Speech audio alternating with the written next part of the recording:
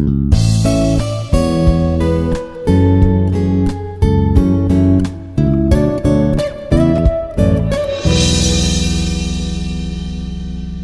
everyone, this is Dr. GVR Seshagiri Rao, Professor in the Department of Mechanical Engineering, Institute of Aeronautical Engineering, Hyderabad. So we are discussing about solid mechanics and material subject. So in this subject, we have discussed about the simple stress and strains, and then what is the relations between stress and strain, and also we have solved some problems related to simple stress and strains. Now, in this session, I want to discuss about some question bank questions related to simple stresses and strains. So, the topic is stress strain diagram. So, in the stress strain diagram already we have learned, but so according to the question bank, so that is in point of examination point of view. So, how to attempt the question related to this simple stress and so at the end of the course, the student should be able to explain the concepts of stress strain, material constitutional relationship, and strain energy induced in a linear, elastic, homogeneous, and isotropic materials subjected to forces. So, in this, after completion of this topic, the student should be able to answer, explain the concepts of stress strain relations. So they can answer, they can explain, and also they can constitute the relationship between the stress and strains and various elastic constants, and also strain energy induced in the linear and elastic and homogeneous and isotropic materials. So whenever the component is subjected to forces. Next, question number 1, the related to this stress strain. Explain briefly about the stress strain diagram for mild steel. So in this, in question bank, in examination, the final examination, they will give question like this. Explain briefly about the stress strain diagram of the mild steel. So what is the stress strain? Explain briefly all points on the stress strain diagram. So first of all, we will see the introduction point of view, the stress strain diagram. In designing various parts of a machine, it is necessary to know how the material will function in service. So for this, certain characteristics or properties of the material should be known. So designing various parts of machine, it is very important whenever designing a component. Some characteristics, the properties of material should be known. So without knowing properties, you can't design. You can't use the proper material for a proper application. So the mechanical properties mostly used in mechanical engineering practice are commonly determined from a standard tensile test. So the mechanical properties mostly used in mechanical engineering. So the tensile test, the test consists of a gradually loading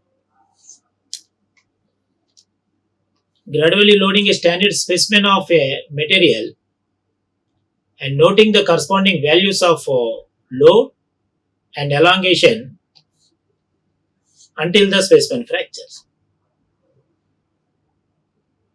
So gradually loading. So the load is applied and measured by a testing machine. The stress is determined by dividing the load values by the original cross-section area of the specimen. So the elongation is measured by determining the amounts that two reference points on the specimen are moved apart by the action of the machine. So the load is applied and measured by a testing machine. So the stress is determined by dividing the load values by the original cross-sectional area. It gives stress. So elongation is measured determining the amount of two reference points. So how much deformed whenever the component is subjected to the material is subject to some tensile load or a compression load. So the original distance between the two reference points is known as gauge length. Suppose example, take this sample.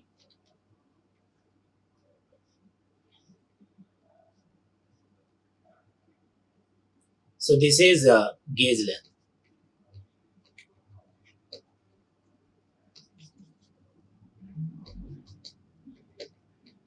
Okay, this is diameter gauge length.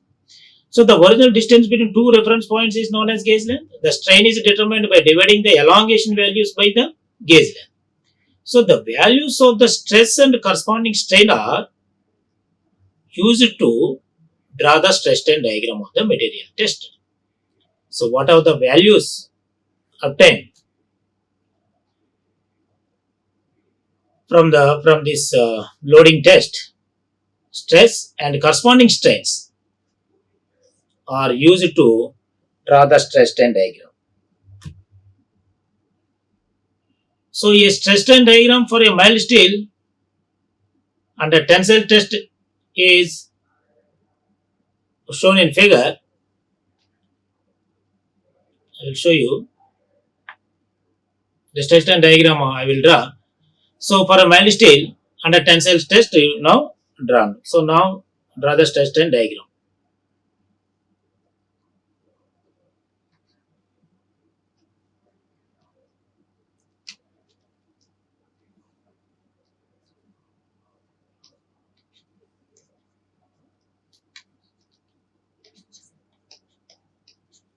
Stress values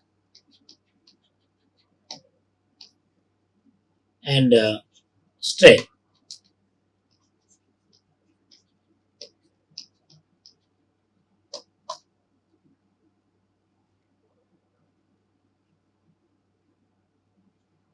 So here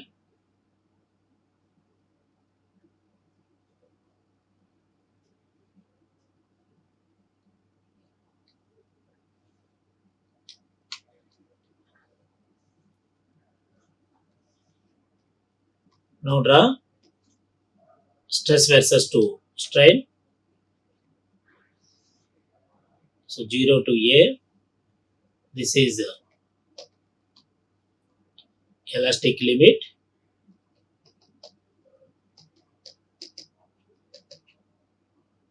and B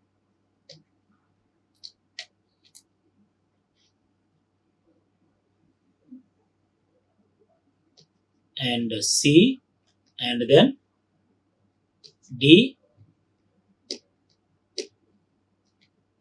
and E.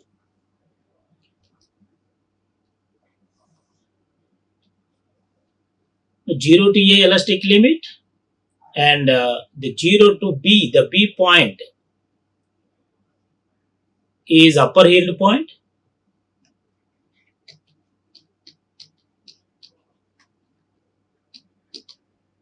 elastic limit zone. B is upper yield point, and C is lower yield point, and D is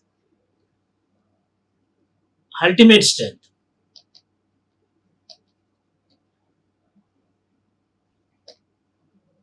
D ultimate strength, and E is fracture point. So 0 to A elastic limit, and B is upper yield point, and C is lower yield point,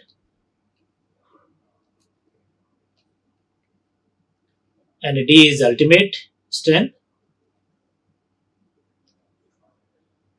and E is fracture point. So now one by one we will see the first point 0 to A. We see from the diagram the point O to A is the straight line, which represents that the stress is proportional to strain. beyond point A, the curve slightly deviates from the straight line. So it is thus obvious that Hooke's law holds good up to point A, and it is known as proportional limit.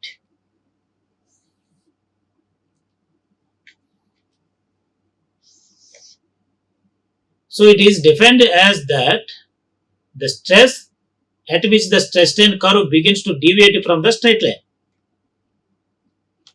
So the 0 to A is the straight line, which represents the stress is proportional to strain. So beyond this point A, it deviates. So that the stress strain curve begins to deviate from the straight line. So that is upper yield point. So up to A, the stress is directly proportional to strain. Hooke's law, it follows Hooke's law. So this is called as proportional limit.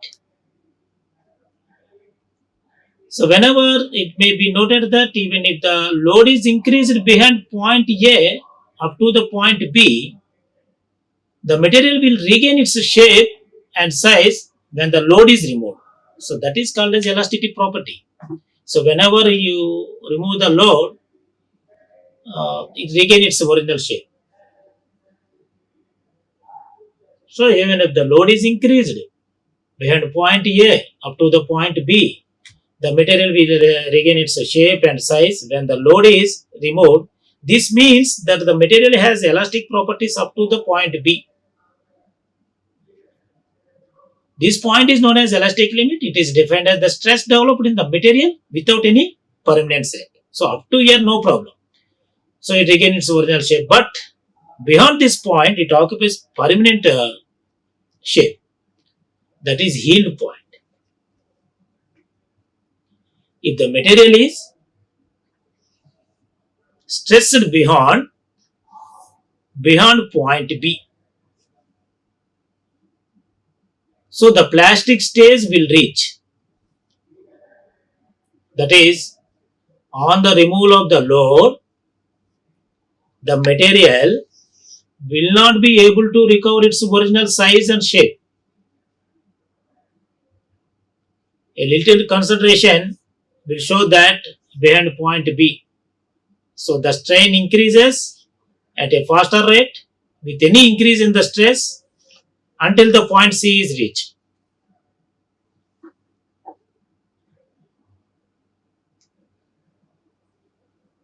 So if the material is stressed behind point B, the plastic stage will reach. On the removal of the load, the material will not be able to recover its original size and shape. So that the point behind that point B,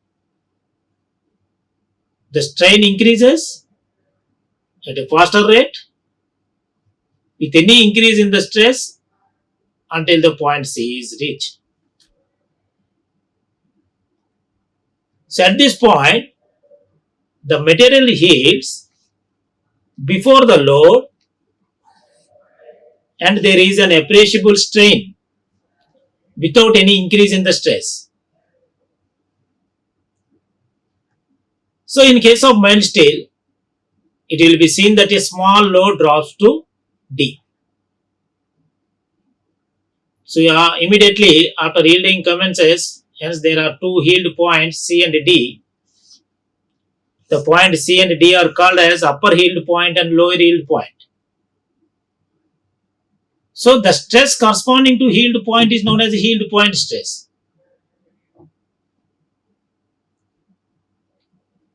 Next, fourth one is ultimate stress.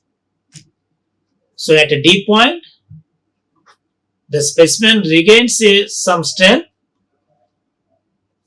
and higher values of stresses are required for higher strains. So here requires the maximum load. So then those between A and D.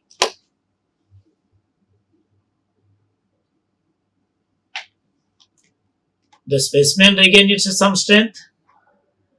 Higher values of stresses are required for higher strains.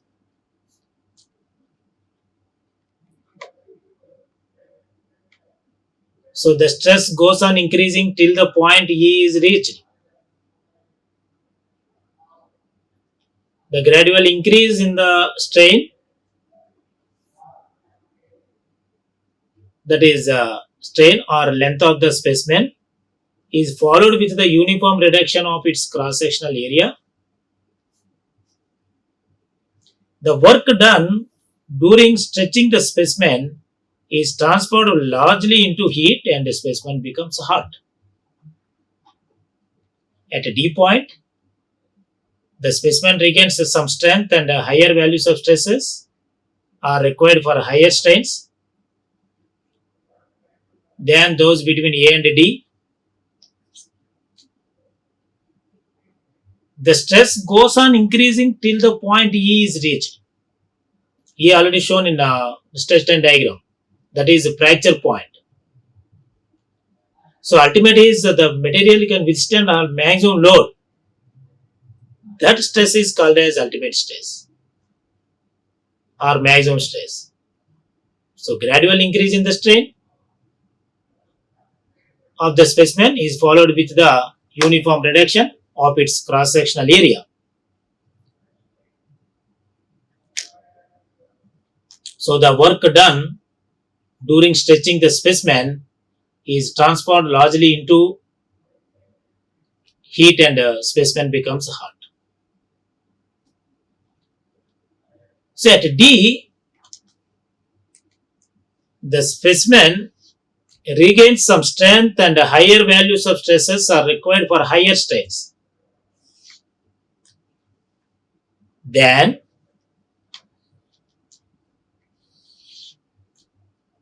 those between A and D. The stress goes on increasing till the point E is reached.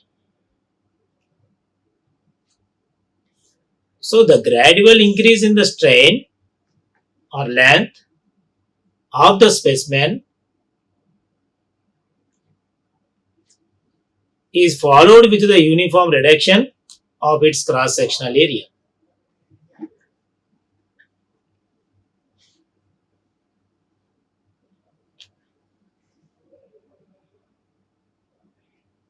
So that point is ultimate stress. Now, the work done during stretching the specimen is transferred largely into heat and the specimen becomes hot.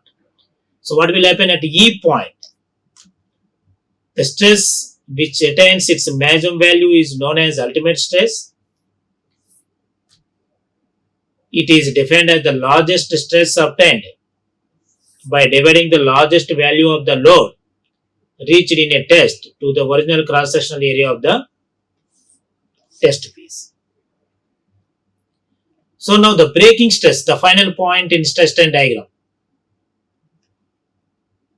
After the specimen has reached the ultimate stress, if you are increasing load, you keep on increasing the load, the neck formation will be obtained. Whenever a neck is formed, which decreases the cross-sectional area of the specimen. So a little consideration will show that the stress or load necessary to break away the specimen is less than the maximum stress.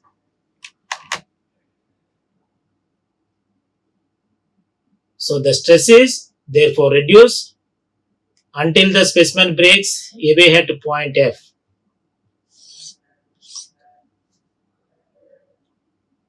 So the stress corresponding to point F is known as breaking stress.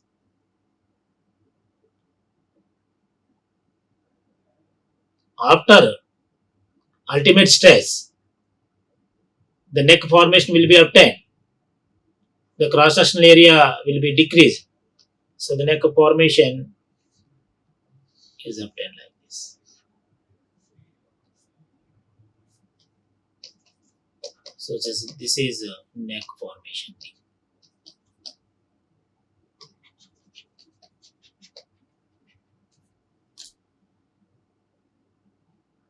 In this, uh, the stress is therefore reduced until the specimen breaks away at point F. The stress corresponding to point F is known as breaking stress. So next, percentage reduction in area. How do you calculate the percentage reduction in area? If the difference between the original cross-sectional area and the cross-sectional area at the neck, that is where the fracture takes place, this difference is expressed as percentage of the original cross-sectional area. So let A is the original cross-sectional area and A is small a is cross-sectional area at the neck, and then reduction area is capital A minus small a. So then the percentage reduction area, so the reduction area A minus A by capital A into 100.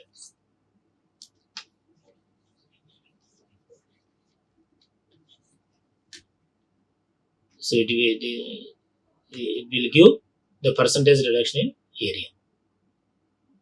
The difference between the original cross-sectional area and the cross-sectional area at the neck. So the percentage elongation. Did the percentage increase in the standard gauge length?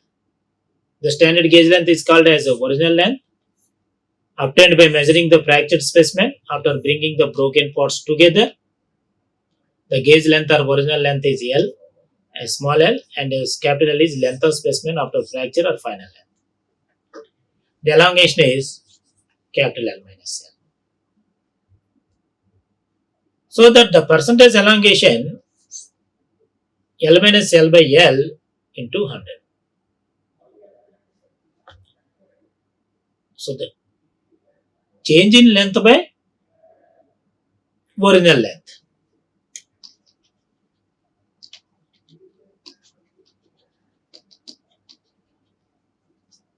By original length. So now working stress.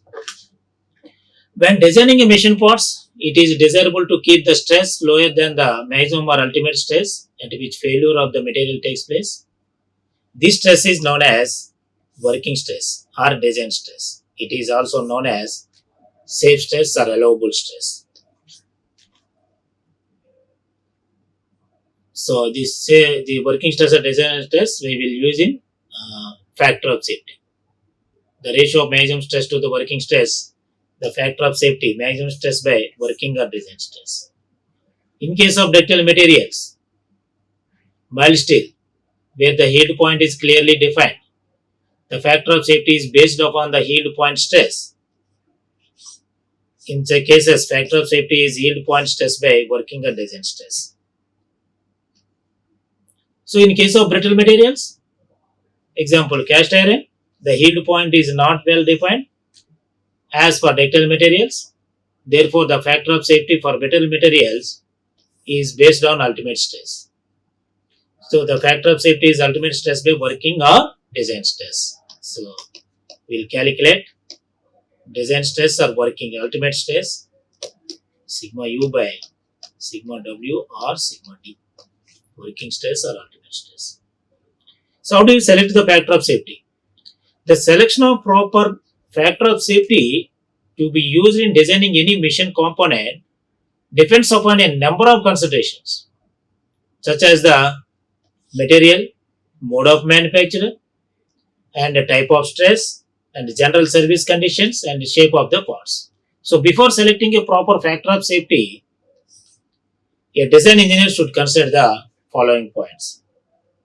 So one is the reliability of the properties of the material and then change of these properties during service, and then reliability of test results and accuracy of application of these results to actual machine parts, and the reliability of applied load,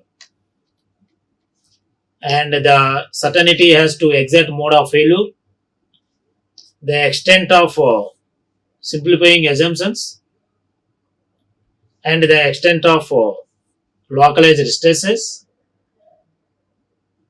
and the extent of loss of life if failure occurs. So the extent of loss of property if failure occurs. So these are the very important points while selection of factor of safety. So these are the references I have taken. S. Ramamrutam, Strength of Material, title of the book is Ganapati Rai Publishing Company, and R.K. Bansal, Textbook of Strength of Material, Lakshmi Publications, and R.S. Kurmi and Gupta. Title of the book is Strength of Material, and the publishers are Achand and Coding. So these are the references I have taken for this PPT. So take any one reference for further more clarification. Thank you. Like, share and subscribe. Hit the bell icon for more updates.